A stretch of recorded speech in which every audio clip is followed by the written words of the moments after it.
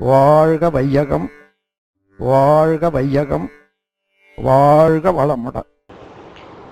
வாழ்க வளமுடன். நான் அசைந்தால் அசையும் இந்த அகிலமெல்லாம் அறிவாய் மனிதா அப்படின்னு ஒரு பாடலில் சொல்கிறாங்க. அந்த இறைவன் அசைந்தால் உலகம் தோன்றியது. அதற்கான விளக்கத்தை விஞ்ஞான ரீதியாக மகரிஷி நமக்கு கொடுக்குறாங்க. அப்போது அந்த இருப்பு நிலை, அது அசைந்தது, அதனால் இயக்கம் தோன்றியது. அப்போ நம்ம பார்க்கக்கூடிய பொருள் எல்லாம் அந்த இருப்பு நிலையினுடைய இயக்கம்தான். அப்போது அதனுடைய தன்மையில் மாறுபாட்டால் நாம் பார்க்கக்கூடிய பொருட்கள் எப்படி தெரியுது அப்படிங்கிற வித்தியாசத்தை மகரிஷி ரொம்ப அழகாக விளக்குறாங்க இந்த உரையில். கேட்டு பார்க்கலாமா? நினைந்து செய்ய வேண்டியதுதான். நாம் காணும் நீலவானம் பிரபஞ்சத்திற்கு உட்பட்டதா அப்பாற்பட்டதா? பிரபஞ்சம் என்ற போது அதை ரெண்டா பிரிச்சுக்கணும். இயக்க மண்டலம் என்றது ஒன்று, இருப்பு மண்டலம் என்றது ஒன்று. இயக்க மண்டலம் என்பது அணு முதல் கொண்டு அண்டங்கள் அத்தனையும் சேர்ந்த ஒரு குளோபல் பந்து, பெரிய பந்து போன்ற ஒரு இயக்கம், அதுதான் இயக்க மண்டலம்.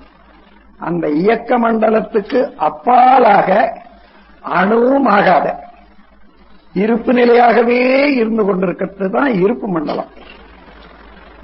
இப்போ நாம பார்க்கிறோம், இந்த புல்லா நேரம் தெரியுத, எப்ப தெரியுது? பகல்ல தானே தெரியுது. அவ்வளவுதானே. அது அதாவது இருளும் ஒளியும் கலக்கிற போது அந்த கூட்டுல அந்த மாதிரி நம்ம கண்ணுக்கு தெரியுது. பூமியில இருந்து ஒரு சிறிது தூரம் வரைக்கும்னா வெளிச்சம் இருக்குது, அதாவது பகல்ல கூட.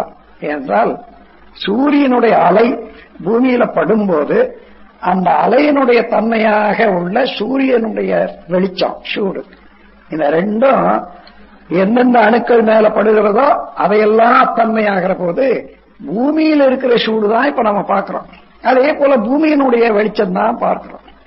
இந்த வெளிச்சத்துக்கு அப்பாலாக இருக்கிறது இறைவெளி என்று வச்சுங்க. அந்த இருட்டு இந்த வெளிச்சத்துக்கு அப்பால அந்த பார்க்கக்கூடிய அந்த கும்மிருட்டு உங்களுக்கு கலரா தெரியுது. சுவாமிஜி, பிபி உள்ளவர்கள் வாழ்க வளமுடன்.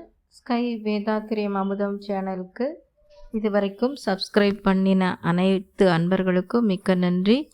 வாழ்க வளமுடன். அனைவரும் வேதாத்திரிய தத்துவங்களை உலகறிய செய்வோம்.